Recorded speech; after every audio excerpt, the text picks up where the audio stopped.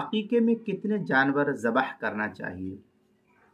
چنانچہ عقیقے میں لڑکے کی طرف سے 2 بکرے یا 2 بکریاں اور لڑکی کی طرف سے 1 بکرا یا 1 بکری ذبح کرنے کا حکم دیا گیا ہے۔ تاہم اگر کوئی بڑے جانور میں حصہ لیتا ہے، گائے میں یا بھینس میں یا اونٹ وغیرہ میں، تو اس میں 2 حصہ شمار کیا گیا ہے۔ ابن ماجہ میں ہے ان ام کرز قالت سمعت النبی صلی اللہ علیہ وسلم یقول عن الغلام شاتان مکافئتان وعن الجاریت شاتن۔